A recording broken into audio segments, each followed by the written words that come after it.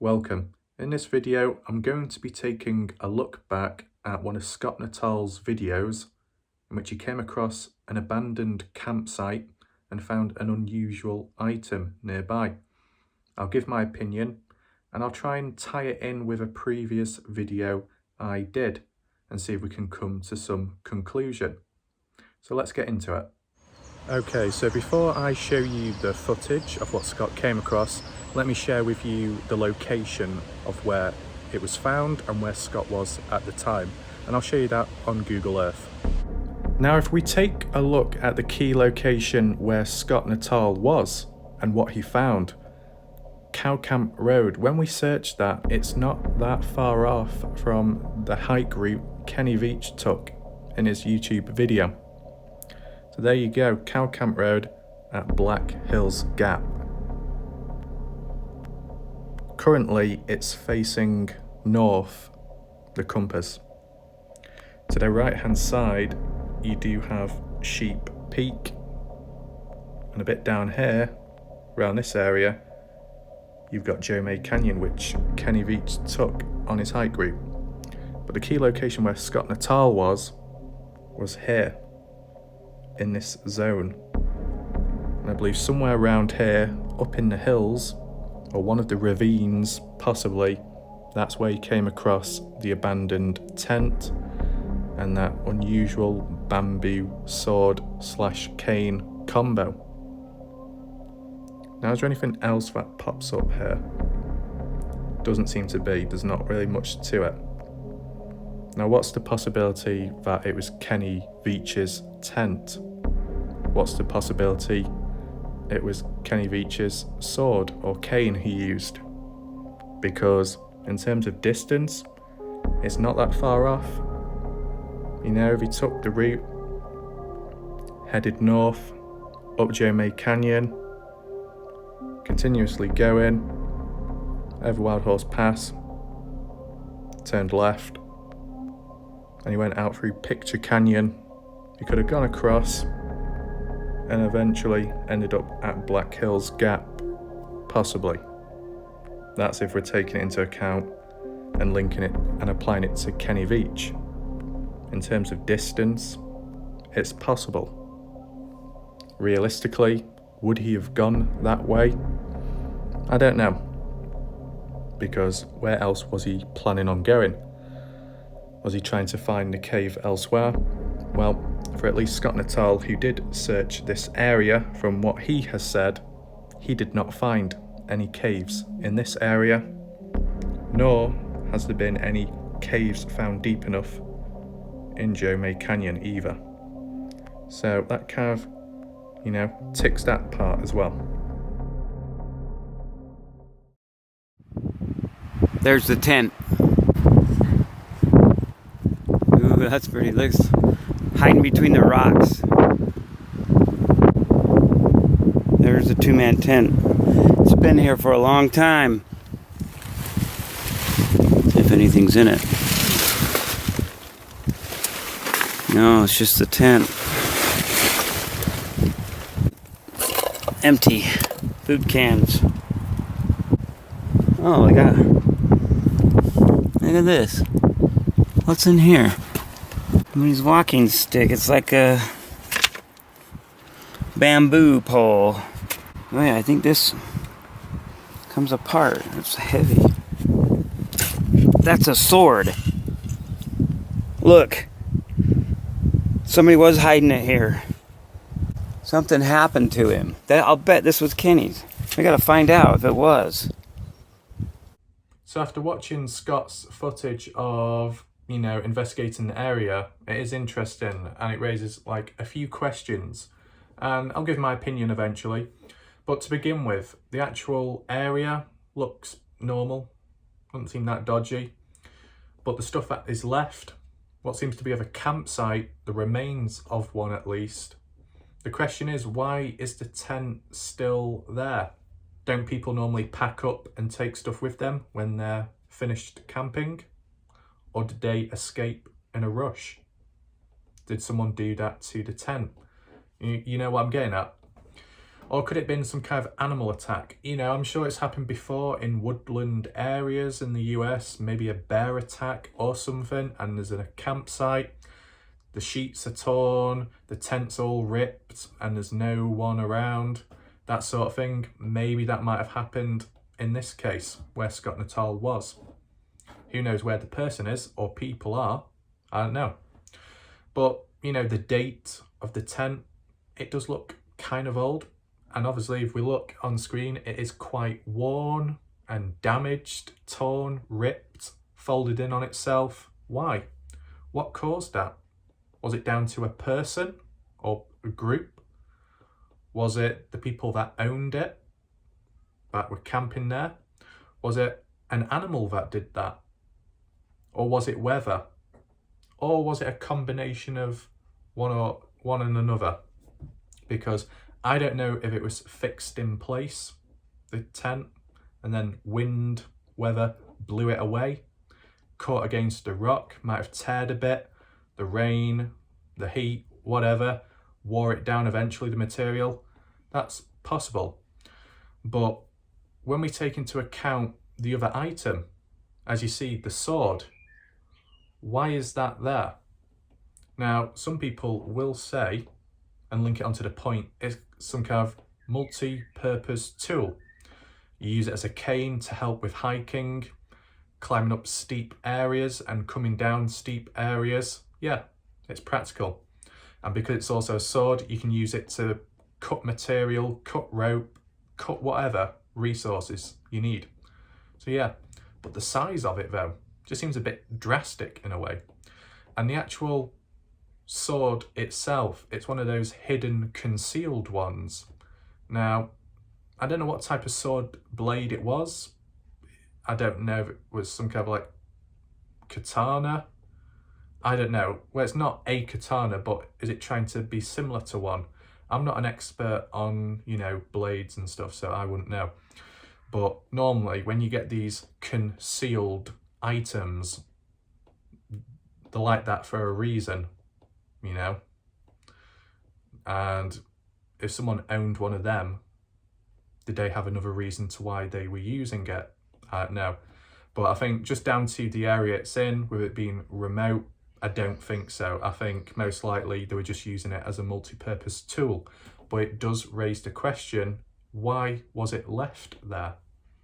If the tent was left there and the sword / cane was left there, then whoever was in the area camping at the time must have had to run away or get away in a hurry, from what it looks like. You don't just leave items like that behind, do you? But then again, Kenny did, didn't he, with his mobile phone, which was left near the mineshaft. So in this case, in Scott Nuttall's video, someone left their sword / cane behind, even though they probably needed it. You don't just forget stuff. And I guess the other thing is, it was in that, you know, what do you call it? That like shallow cave or opening into something. So it was out of the way, if you get me, kind of hidden. So why was it hidden now? I don't know. You know, at the end of the day, might not be nothing, but, you know, with the location it's in, with it being near to where Kenny Veach was, where he's hiked, supposedly where the M cave was, from what was said, you know, it makes you think, could there be more to it? Is there other stuff going on? But I think one thing I need to add on is link back to a previous video I did to do with campsites, which I'll share with you now. So linking on a previous video I did, which was about campsites, abandoned ones, was because of the commenter, Jean, who mentioned as part of the search and rescue team, they found abandoned campsites at the coordinates on screen right now. Further north, onwards, down Jeremy Canyon, round Hayford Peak, and round there. And it's interesting because it makes me wonder, is there any link to what Scott came across? Maybe. I don't know. There's a possibility. But I think the more campsites that are found abandoned within that close proximity and area, it reduces the idea that Kenny Veach is responsible or it's linked to him, because it could just be just a range of random hikers, if you get me. But you never know. I just wanted to add this point in because I feel it's kind of like a valid one. And you never know, these campsites that are left abandoned, maybe there's a darker reason behind it. Possibly. Maybe they all tie in together. You tell me what you think down below in the comment section. Okay, so the next thing we need to move on to is the additional items Scott came across later on in the hike, which I'll share with you now, the video, and then I'll give my opinion on it. Okay, right here is the underwear. And they look older now. But I got a bag, we're gonna get them maybe analyzed. Maybe the girlfriend can identify. So we're gonna grab those. Now, as for the underwear, I doubt it's Kenny Veach's. And the reason why I say that is, one, the brand of it, the clothing. Because in a previous video Scott Nuttall did, when he did come across it in the first place, he did inspect it and it said, what, fruit of the looms. I don't associate Kenny wearing that sort of clothing. I don't even know if that brand was out at the time. I'm just trying to, piece it together. But I think additionally, I just can't imagine it being Kenny's because, maybe where's the other clothing? Where is it? Is there any more traces? Well, there wasn't, because Scott didn't find any.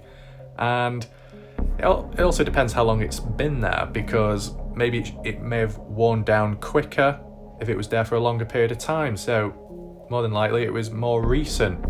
Now, who would leave something like that there? Well, it depends. I don't think people would have forgotten to take the underwear with them when leaving.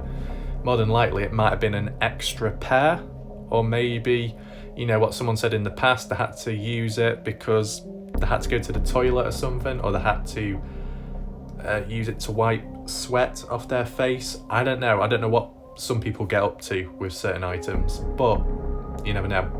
I mean, is it a possibility that an animal stole it from someone? Yes, but where? Was it from a house? A backyard?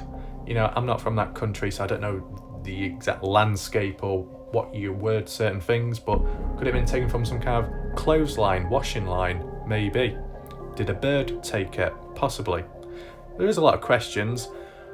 It doesn't seem too suspicious in the location it's in, maybe.